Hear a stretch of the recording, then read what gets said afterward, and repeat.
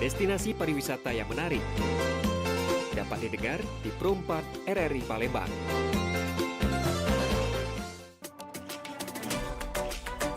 Pergi maraton di pagi hari. Maraton lari ngelilingi sungai. Adat budaya haruslah lestari. Idaklah pacak dijual beli.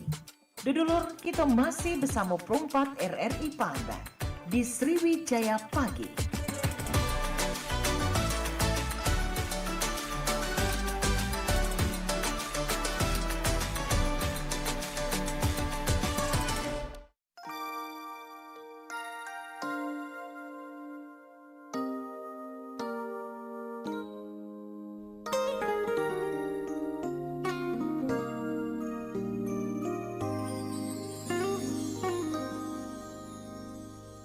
Oke baik, Bang Cebecek dulur-dulur dimanapun berada dan tentunya kalau kita giat ya dalam bersosialisasi dan juga giat dalam organisasi, tentu ini akan membentuk sebuah perubahan bagi lingkungan sekitar kita. Di mana kita sebagai agentnya kayak itu nama CBC dalam komunitas kita ya. Dan yang pasti salah satu banyak kegiatan yaitu di kampus ya biasanya. Dulu kalau pernah ikutan Dewan Mahasiswa, ingat yang zaman-zaman kuliah dulu ya. Dan begini pun juga untuk anak-anak kuliahan, ini pasti lebih ngepas selain sibuk dengan mata kuliah. Selesainya kalau pacak dengan kegiatan lainnya yang ada di kampus ya. Dan kali ini di Pro 4 FM Palembang untuk di edisi Minggu tanggal 14 September 2025. Ini kita sudah bersama dengan adik-adik dari BEM KM FK Unsri 10 ya mungkin ini TBMS. Ini langsung baik kita bakal kenalan. Selamat pagi, Assalamualaikum. Waalaikumsalam, pagi Kak. Iya, bagaimana kabarnya, sehat semua? Alhamdulillah. Alhamdulillah sehat. Nah ini tadi ada singkatannya banyak sekali ya, BEM KM FK Unsri X ini 10 ya? Itu kolaborasi Kak? Oh kolaborasi, X-nya gede ini soalnya ya. Oke, TBMS. Boleh dong dijelaskan ini singkatannya apa aja tuh?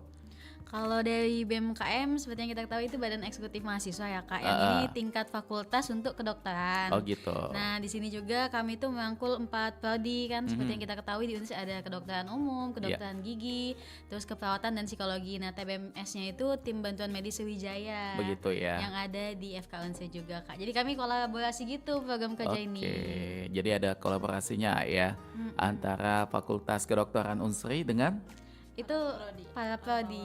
Oh gitu, baik. Nah ini kita kenalan dulu, ada Metia Nur Sakiba. Betul. Bener ya namanya ya?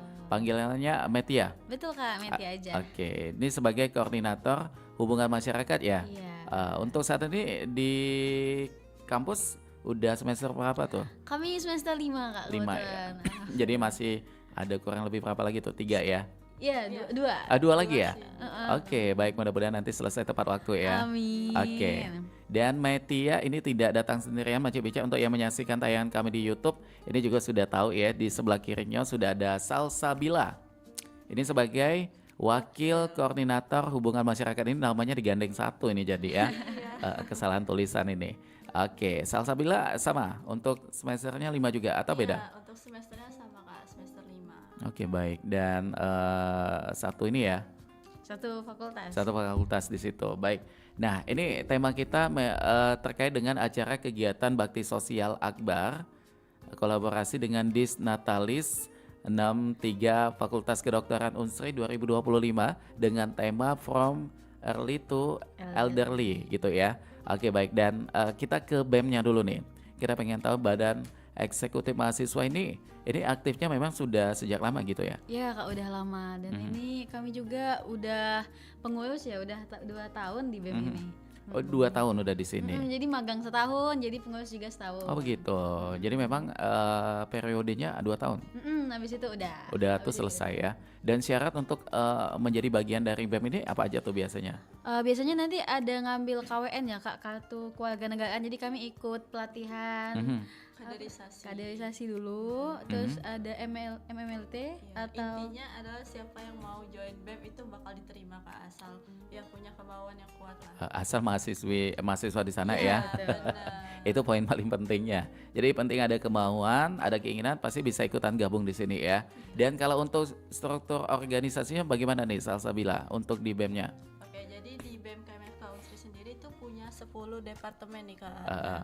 Untuk yang penyelenggara Baksos Akbar ini khususnya divisi atau departemen dari pengembangan masyarakat, atau singkatannya tuh Pengmas gitu Kak. Baik, dan untuk di divisi lainnya banyak juga ya. Iya, divisi lainnya bekerja di bidang masing-masing Dan kayak semuanya aktif tuh. ya semuanya aktif dan menyelenggarakan kegiatannya masing-masing gitu Kak. Ini untuk yang tergabung di BEM ini saat ini tercatat ada berapa tuh kurang lebih yang kalian tahu? oh, angkatan kami lumayan aktif banget loh Kak, sama angkatan bawah itu mungkin satu angkatan bisa 100 lebih. Oh, banyak Untuk ya. satu angkatan dan angkatan bawah itu 100-an juga. Jadi udah 200-an hampir. Waduh, lumayan ini sekali ya. Iya, Dengan aktif. kesibukan di kampus, tentunya di MK-nya, sibuk juga di BEM-nya ini juga ya. Iya, betul. Cara kalian untuk mengatur waktunya bagaimana tuh sebelum kita ke tema?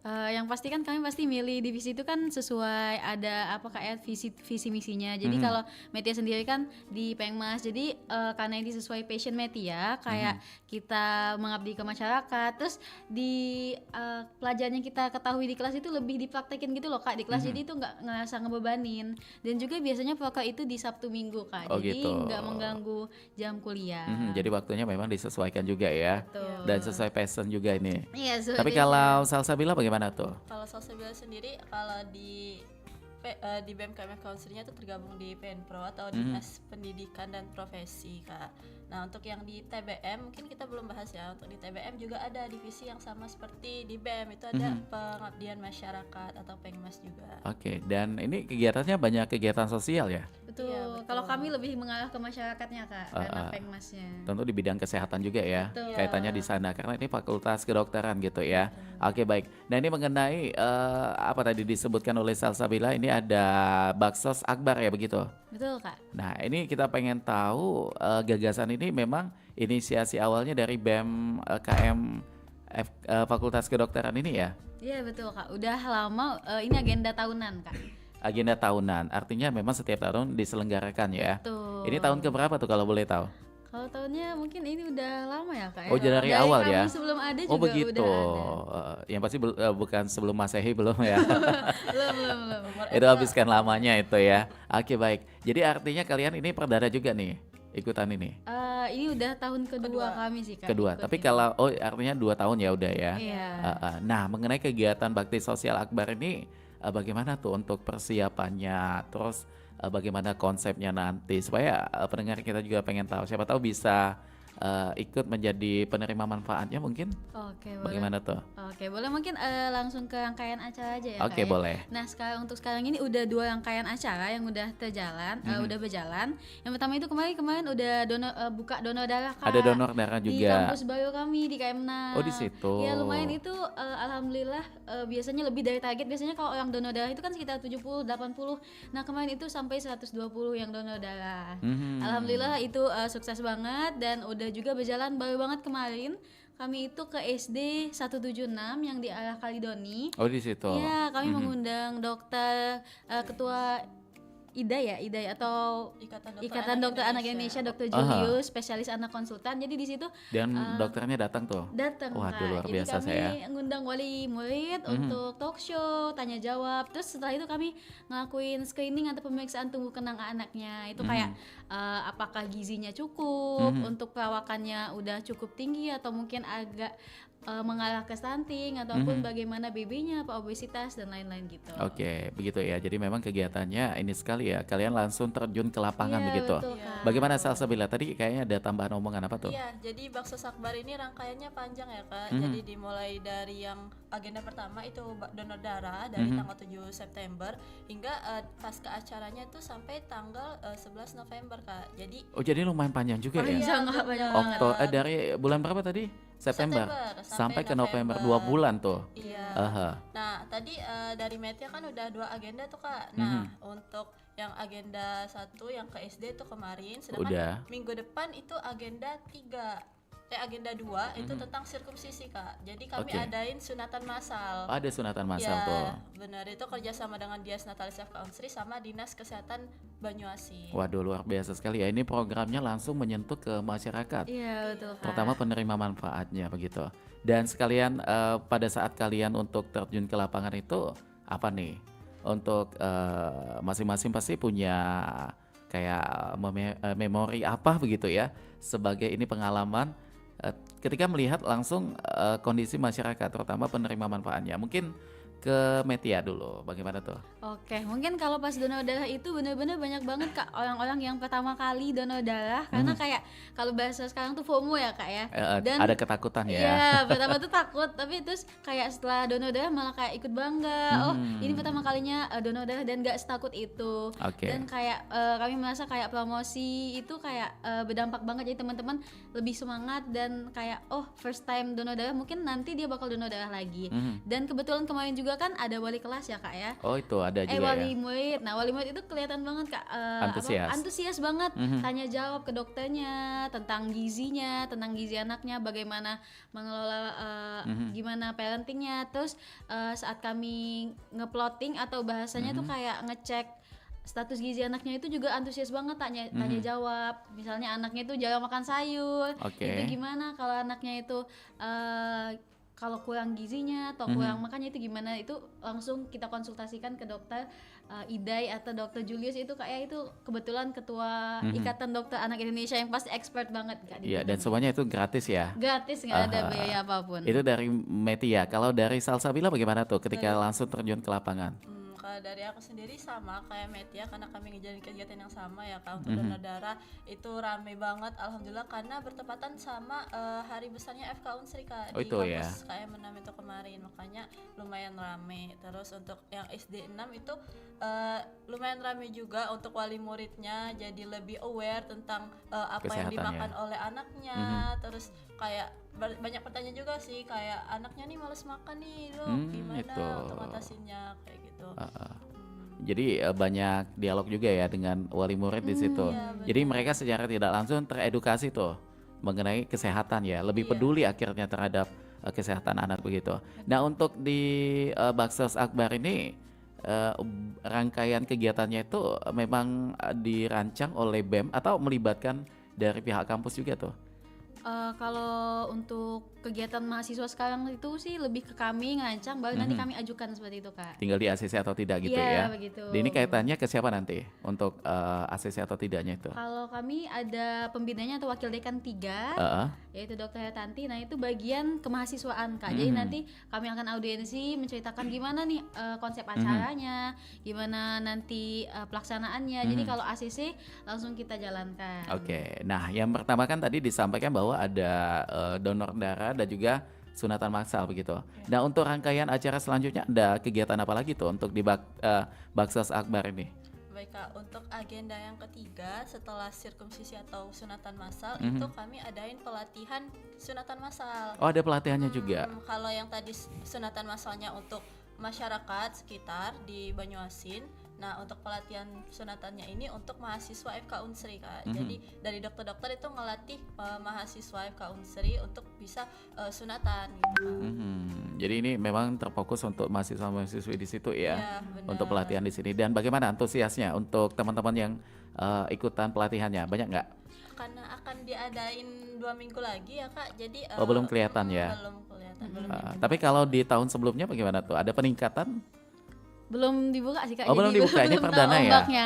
Aha. Mungkin ke agenda 3-nya aja ya Kak ya. Dan untuk pendaftarannya itu masih terbuka. Jadi kami sekalian mau promosi nih buat teman-teman atau ibu bapak yang ada di sekitar Puskesmas Sukajadi, kalau mau di daftar, Sukajadi. iya Kak, Aha. di Banyuasin Sukajadi, kalau mau daftar ke sunatan massalnya boleh banget nih ke Puskesmas Sukajadi karena pendaftarannya offline. Aha. Jadi langsung dicek dulu sama bidan di sana. Kalau ACC nanti di hari H kita bakal langsung sunatan. Oke, nah penyelenggaranya tanggal berapa dan jam berapa tuh supaya semuanya tahu kan? Dan lokasinya juga mungkin sekalian. Ya, untuk pelaksanaan sunatan massal itu dilaksanain di Puskesmas Sukajadi. dan tanggalnya itu hari Sabtu tanggal 20 September 2025. Oh, di Sabtu depan ya? Iya. Aha. Dan untuk pendaftarnya itu udah 45 Kak. Jadi kami Dibatasin nggak itu? enggak sih sejauh ini, mungkin di bawah 100. Di bawah Dan 100 masih kami bisa masih ditangani ya? mencari-cari kalau teman-teman atau ibu bapak punya keponakan, anak itu boleh banget didaftarin ke sana. Dimulai jam berapa tuh besok kegiatannya nanti? Itu mungkin Dimulai untuk jam 8. Iya, Jam 8 pagi ya. Jadi silakan untuk Anda semua Becek yang kebetulan tinggalnya di sekitaran Puskesmas Sukajadi ya tadi ya. Di Sabtu depan itu di tanggal 20 September akan ada kegiatan sunatan massal dari BEM FK Unsri ini ya. Oke, baik. Dan untuk persyaratan tidak ada ya? Untuk persyaratan mungkin daftarnya itu sebelum hari itu Kak ya. Jadi nanti bakal dicek oleh dokternya apakah ada kelainan di bagian vitalnya. Kalau enggak bakal di ACC. Mungkin bawa KTP dan juga kakak aja. Itu aja ya. Baru didaftarin. Oke, 2 data itu KTP, KK, dan anaknya dalam kondisi yang siap gitu. Iya. Oke, baik. Dan setelah ini mengenai wisata lagi, mengenai lokasinya ini siapa yang menentukan? Kayak tadi tuh ke Puskesmas Sukajadi, ke Kalidoni. Ini kalian menentukan titik lokasinya bagaimana? Oke. Jadi kan kami kolaborasi sama Departemen Bedah Urologi RSMH nih Kak. Iya. Nah untuk RSMH itu Rumah Sakit Muhammad Husin. Iya. Nah jadi untuk penentuan lokasi sunatan massalnya itu dapat rekomendasi dari dokter-dokter. Oh yang di begitu. situ. Iya Kak. Jadi kalian diskusi dulu ya. Iya benar. Tapi pernah nggak kalian langsung survei juga tuh? Kayaknya wilayah ini nih yang cocok. Ada nggak itu? Untuk kegiatan lain pernah Ada Kak? ya. Kita survei dulu tempat-tempat, lalu kasih nih usulan tempat ini di mana yang minus dan plusnya. Oke, parameternya bagaimana tuh?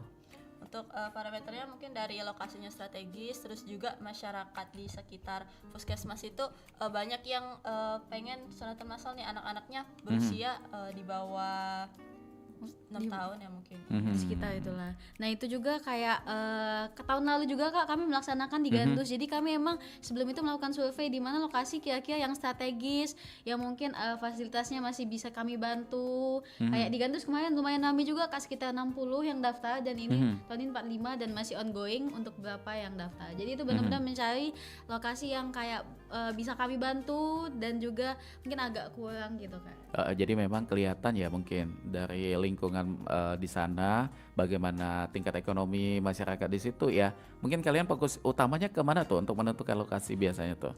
Biasanya yang fasilitasnya bisa kami bantu sih Kak. Kalau misalnya Kayak di Palembang fasilitas nggak apa mungkin tuh? kan untuk kayak puskesmas. Oh gitu.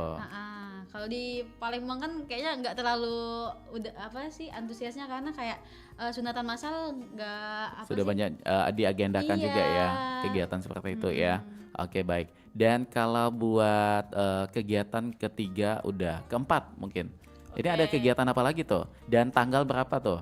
Oke, untuk tadi setelah sirkumsisi ada pelatihan sirkumsisi, lalu untuk agenda keempat itu pada tanggal 26 Oktober 2025 kami temanya itu ngadain kesehatan untuk geriatri Kak. Apa tuh? Nah, geriatri itu adalah sasarannya orang-orang lansia, atau kakek gitu. nenek. Nah, pelaksanaannya di Panti Jompo Harapan Kita. Panti Jompo Harapan Kita tuh yang di KM5 ya? Bukan? Bukan ya?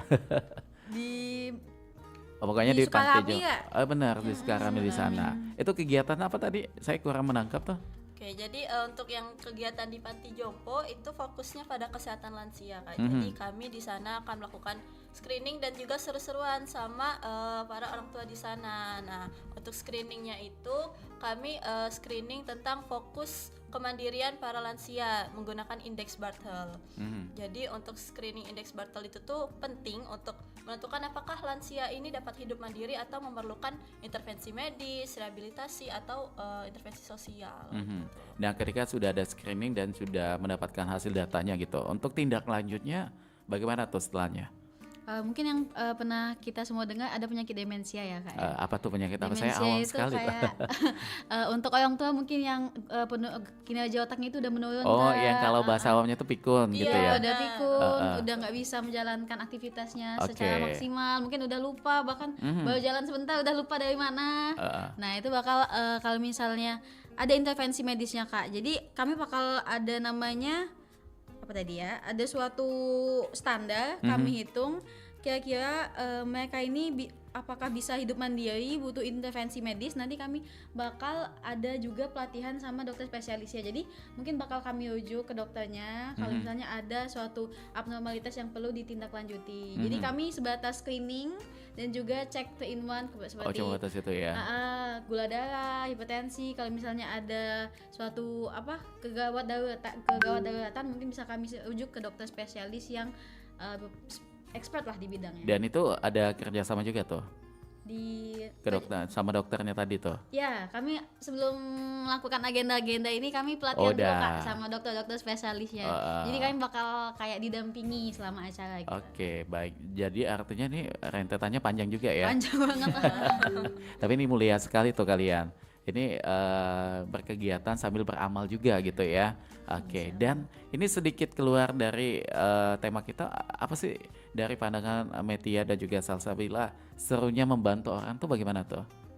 Oke, jadi untuk serunya membantu orang sebenarnya itu tuh bukan berarti kita membantu orang kitanya nggak dapat apa-apa gitu kan. Karena dari kita melakukan sesuatu hal yang membuat orang bahagia atau yang membuat orang ngerasa itu tuh bermanfaat, dari kita juga punya rasa puas, rasa lega dan bahagia juga gitu Kak. Jadi dengan menebarkan hal-hal positif seperti itu, dari kita juga bisa mendapatkan hal-hal positif lagi untuk kebaikan itu.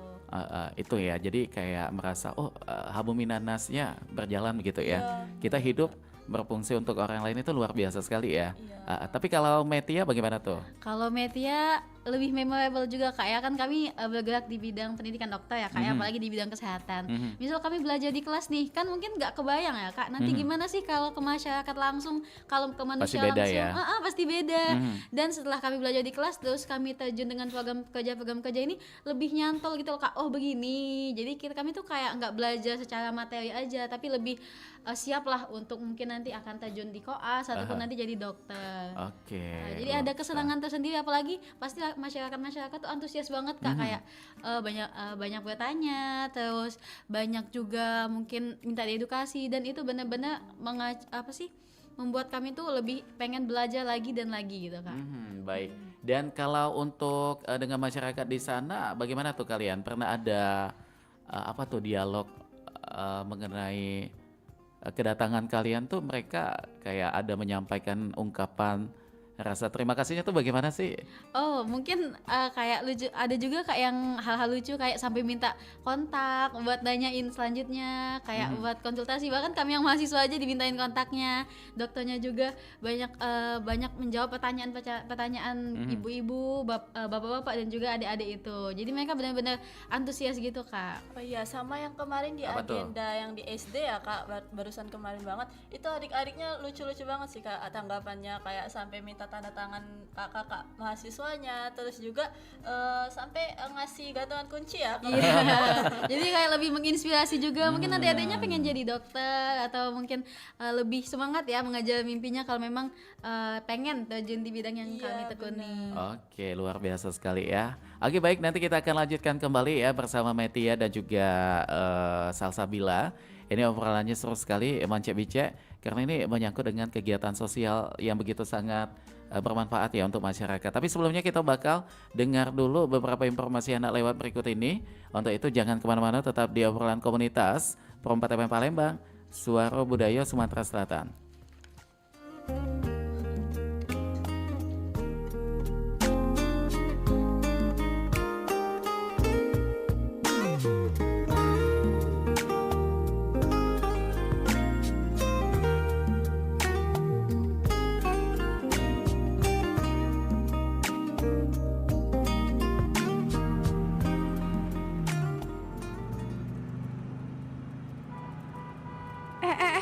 Ada apaan tuh rame-rame? Kayaknya ada nenek-nenek yang jatuh deh. Duh, kasihan ya Kak neneknya. Ya udah, yuk bantuin yuk. Ih, ngapain Kak? Repot kudu nyebrang dulu. Lagian di situ orang udah pada rame, masa nggak ada yang bantuin? Apa udah nggak ada orang baik di dunia ini?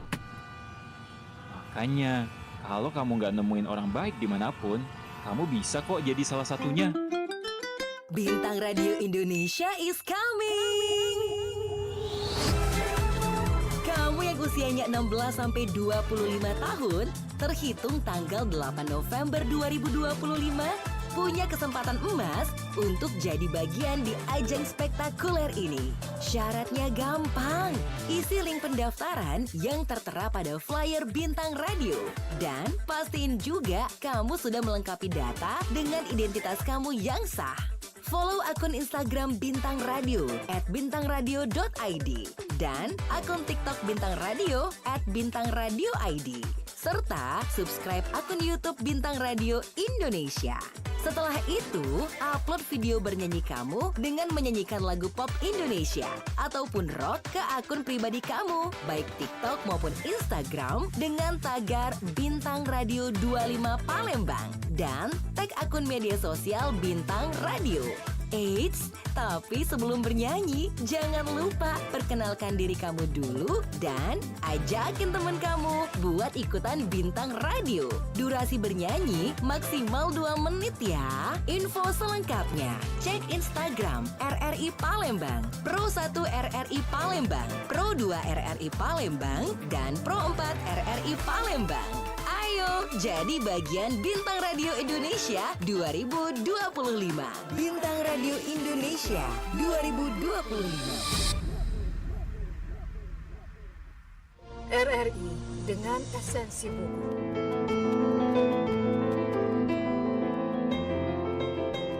Di dalam kehidupan, manusia seringkali dihadapkan dengan hal-hal yang dapat mempengaruhi pikiran yang berdampak pada saat beraktivitas. Namun dengan berpikir positive thinking akan mampu membantu sedikit menepis kegundahan apa yang tengah kita pikirkan. The Power of Positive Thinking adalah buku yang ditulis oleh Norman Vincent Peale yang pertama kali diterbitkan pada tahun 1952. Buku ini adalah salah satu buku pengembangan diri yang paling terkenal dan berpengaruh dalam sejarah. Ini mengajarkan cara mengembangkan pikiran positif dan memanfaatkannya untuk mencapai kebahagiaan, keberhasilan, dan kesejahteraan dalam hidup.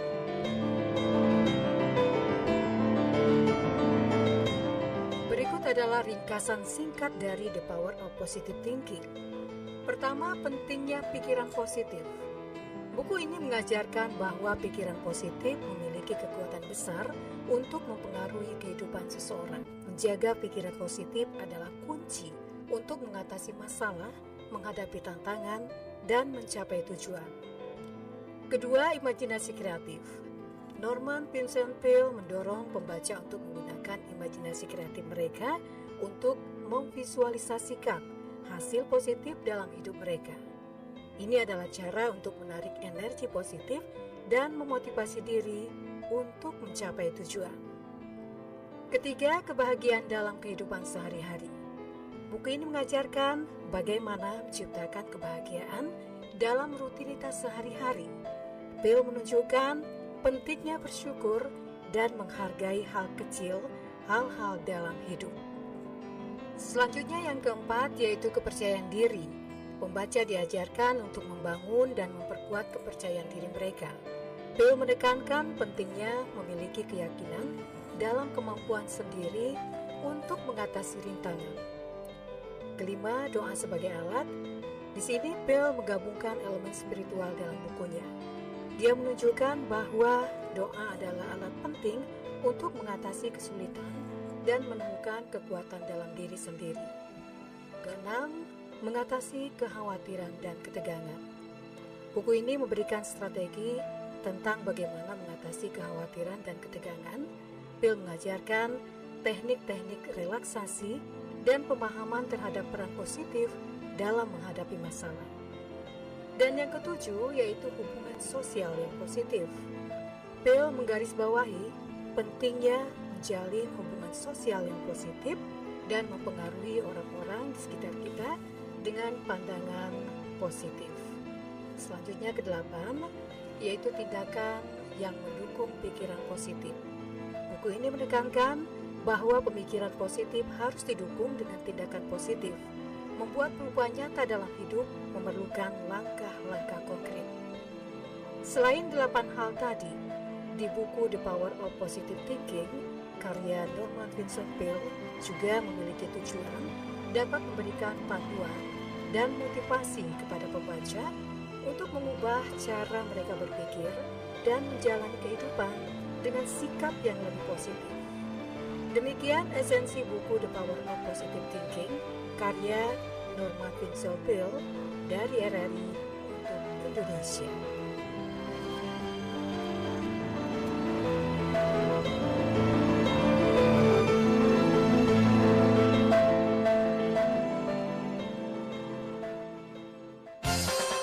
Nuansa budaya dan tradisi.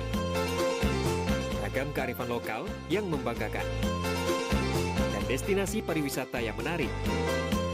Dapat didengar di Pro 4 RRI Palembang.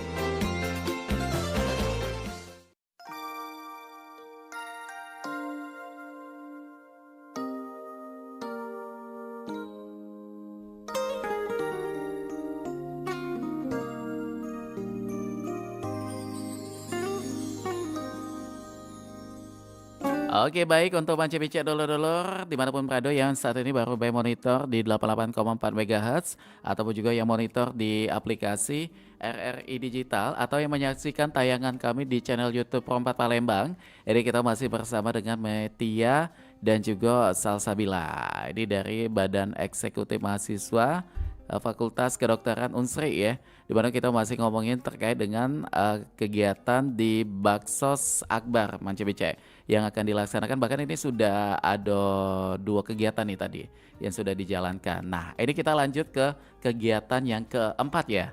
Jadi agendanya kapan dan kegiatan sosial seperti apa nih?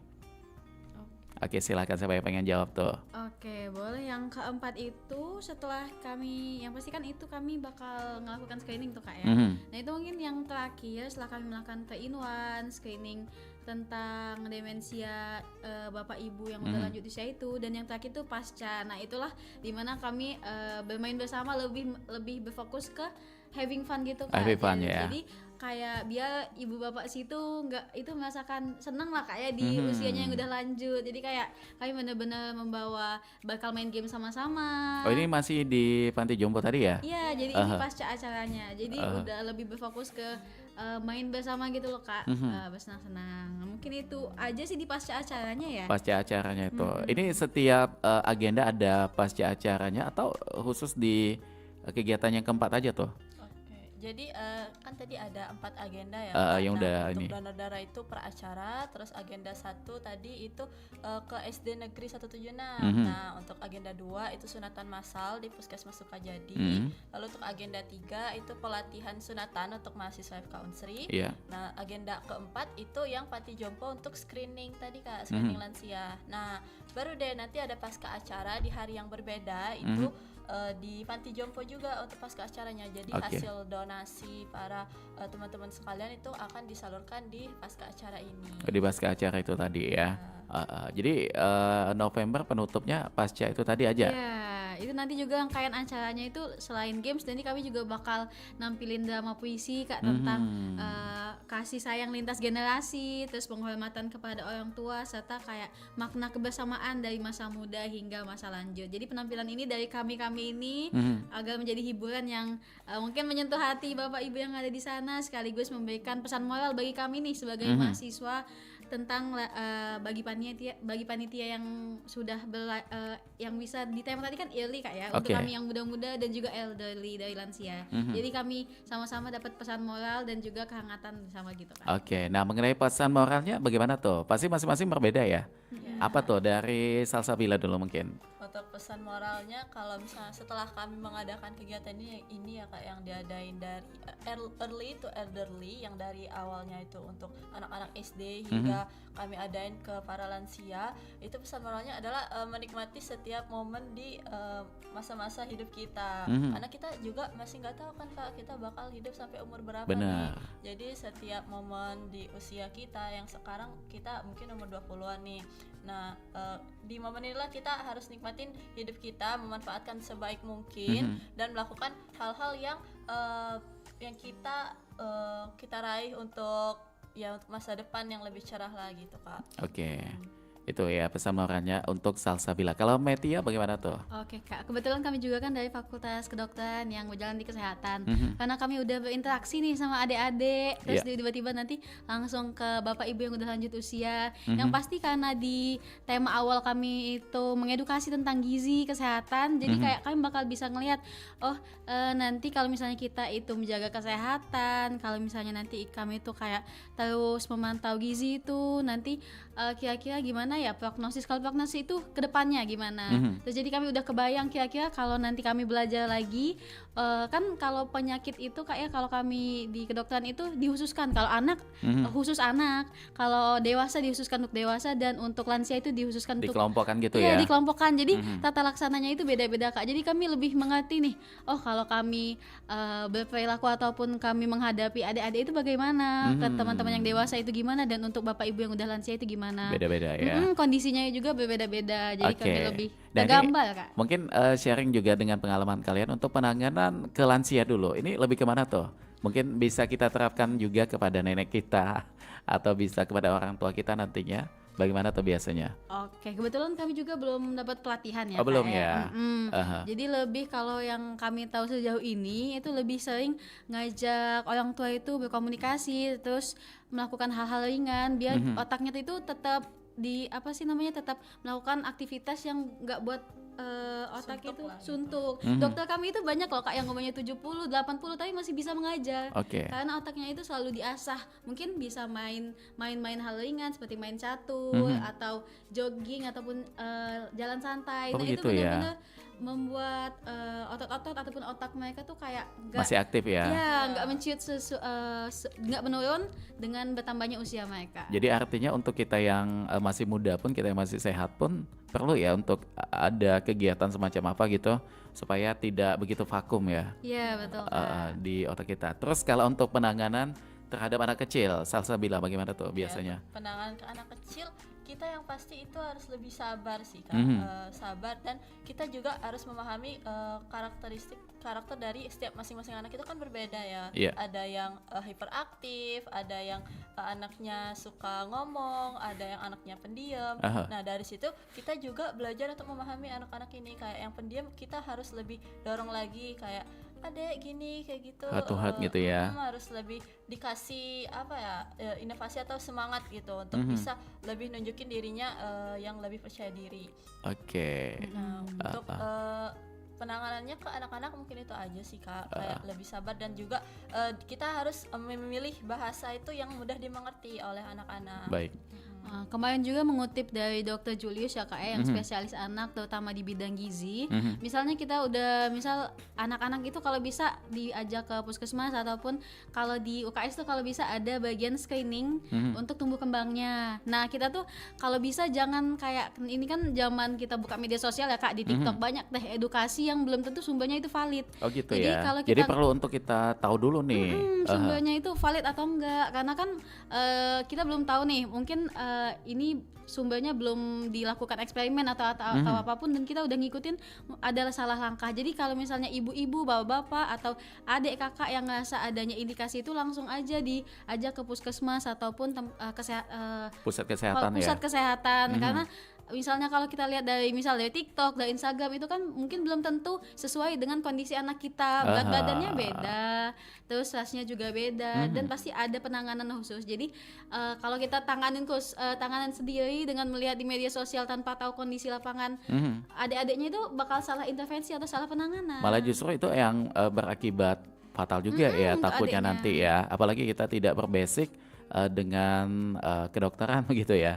Oke, baik. Nah, ini kalau mengenai edukasi juga tuh untuk ibu-ibu di rumah. Kita fokusnya ke anak-anak nih.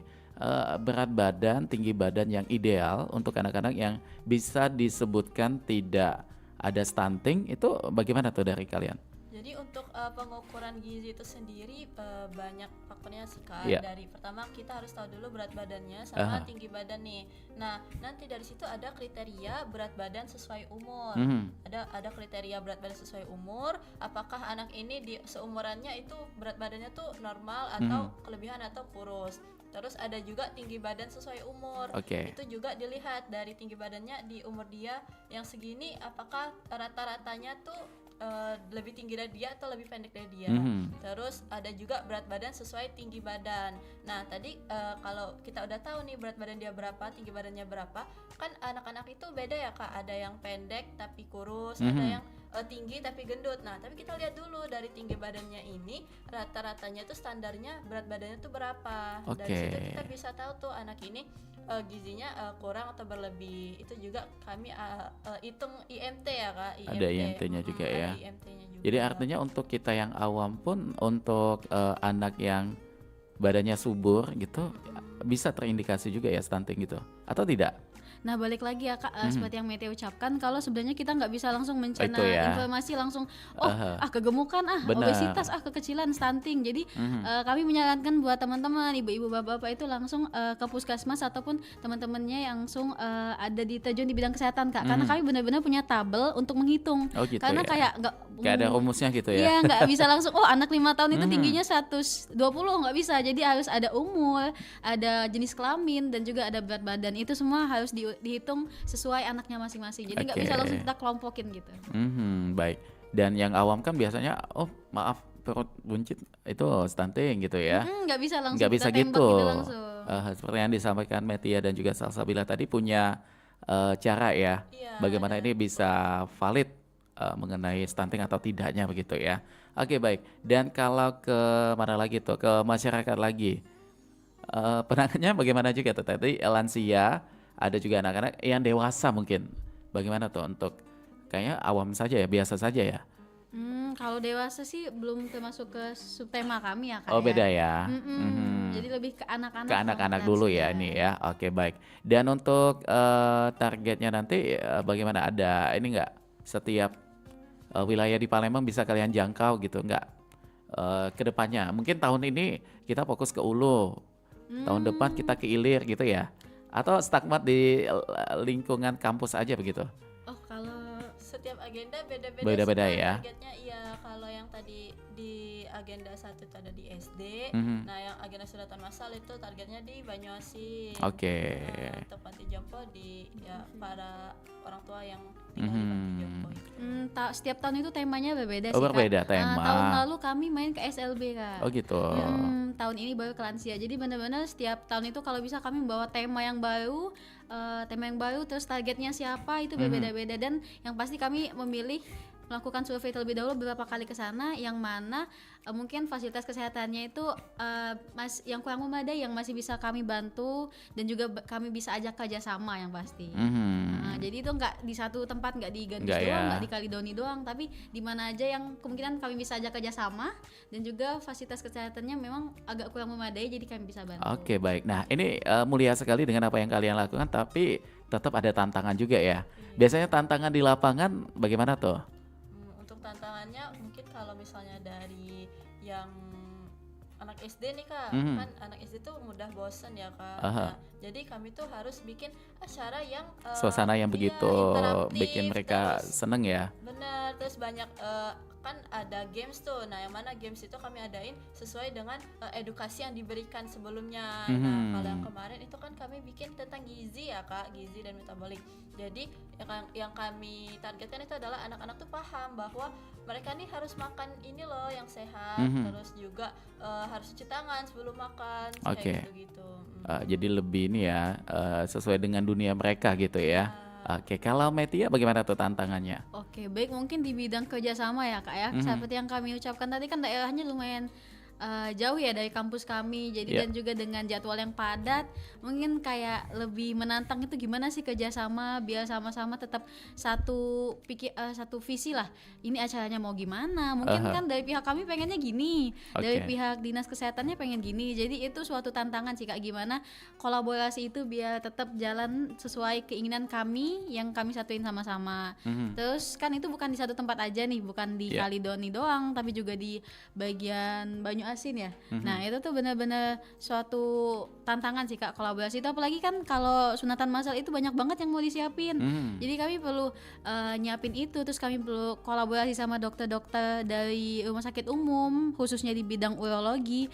Itu kan dokternya juga sibuk-sibuk, gimana kami bisa minta waktu dokternya untuk ngajak diskusi. Itu hal yang menantang sih Kak, karena miskom dikit itu kan udah menyangkut ke masyarakat ya, takut kalau ada apa-apa nanti di hari Dengan H. waktu persiapannya juga mepet ya, Met. Setiap minggu itu ada acaranya. Jadi Ada aja ya. Tapi sejauh ini alhamdulillah semuanya lancar ya. Alhamdulillah. Alhamdulillah, insya Allah ya. Dan tentu untuk apalagi tuh dari visi misi mungkin ya dengan kegiatan Baksos Akbar ini, apa visi misi yang dibawa tuh? Oke. Mungkin yang pertama kami pengen anak-anak dari maksudnya mahasiswa-mahasiswa kedokteran ini lebih naik lah Kak, jiwa sosialnya gimana sih, meningkatkan jiwa sosial mereka, karena kami itu bukan yang pengurus BEM aja, tapi volunteer teman-teman yang bukan BEM yang mau ikut dan juga berpartisipasi, dan juga untuk memberikan pelayanan terbaik lah kepada masyarakat sesuai keahlian kami. Sudah kami katakan tadi kan kalau kami dari pendidikan dokter umum, jadi kami juga menggandeng dari kedokteran gigi, psikologi dan juga keperawatan. Nah kemarin kebetulan kami juga mengajak dari teman-teman dari kedokteran gigi, jadi mereka benar-benar melakukan pengembangan masyarakat dengan keahlian mereka di bidang khususnya kesehatan gigi. Jadi kemarin mereka melakukan edukasi ke anak-anak sekitar mungkin kelas 5 ya, kalau kami kelas 1 kelas 2 tentang gizi. Oke. Jadi semuanya itu sinergi ya terbangun di situ. Oke, baik. Ini seru sekali obrolan kita Mance BC, karena ini kegiatan sosialnya begitu sangat dibutuhkan oleh masyarakat juga. Namun sayangnya waktu kita sudah ada di penghujung perjumpaan ini ya. Tanpa terasa kita sudah hampir 60 menit nih obrolan kita. Dan sebagai penutup, apa nih yang masing-masing pengen disampaikan? Baik untuk BEM kalian, untuk kegiatan kalian, atau untuk masyarakat yang kita yakin saat ini juga lagi monitor siaran kita, apa tuh yang pengen disampaikan dari Salsabila dulu, silakan. Oke, terima kasih Kak. Untuk penutupnya, karena ini Baksos Akbar yang mana kegiatannya itu berupa sosial ya Kak. Jadi tujuannya menumbuhkan jiwa sosial nggak hanya ke mahasiswa yang menyelenggarakan Baksos ini, tapi juga ke masyarakat. Oleh karena itu kami membuka donasi untuk masyarakat di sekitar, untuk masyarakat di Palembang dimanapun berada, karena ini kan donasinya bisa ditransfer ya. Jadi untuk donasinya itu akan disalurkan ke masyarakat yang membutuhkan. Nah pada tahun ini kami akan menyalurkan donasi itu ke kegiatan pasca acara yang mana diadakan di Panti Jompo tadi Kak. Nah jadi untuk para teman-teman dan Bapak Ibu sekalian itu bisa banget untuk melaksanakan donasi yang mana nantinya akan kami salurkan masyarakat. Ini mohon maaf, untuk donasinya berupa apa tuh? Bisa semua ya? Untuk donasinya bisa berupa pakaian, bisa juga berupa dana Kak. Untuk Dan bahan pokok mungkin ada yang kepikiran ke situ? Bisa juga ya? bahan pokok mungkin terkendala di ininya Kak, Iya. transportasinya mungkin ya. Itu ya salah satu ada faktornya juga di situ.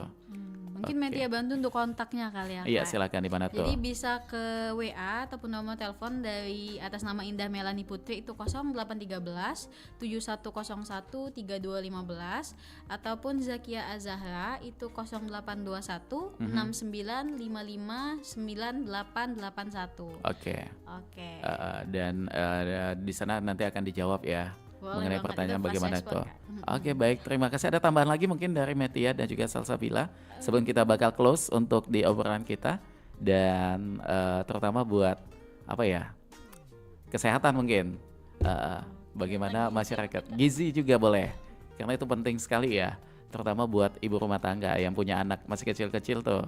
Ya, oke. Jadi tentang kesehatan gizi ya. Jadi gizi yang baik itu bukan cuma soal anak itu kenyang atau berat badannya naik, tapi tentang gimana mereka bisa tumbuh sehat, cerdas, dan punya daya tahan tubuh yang kuat. Terus caranya gimana tuh Kak Met ya?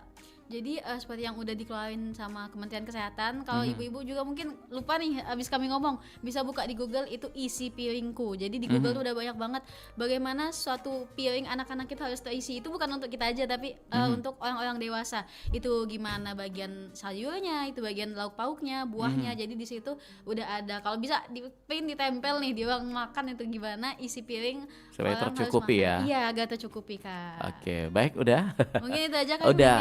Mau ngasih tagline aja. Apa tagline-nya bagaimana tuh untuk di BEM-nya? Oke, dari kalau misalnya kami bilang Baksos Akbar FKC 2025, tagline-nya from early to to elderly. elderly. Oh ya, oke baik kita sama-sama ya. Ya. 1, 2, 3. Bakso Sakbar F Country 2025. From early to elderly. Oke baik, terima kasih sekali lagi buat Metia, Salsabila, luar biasa sekali ya. Pokoknya kita doain buat kegiatannya sukses sampai selesai nanti di agendanya, dan teruslah menjadi anak yang selalu menginspirasi ya buat lingkungannya.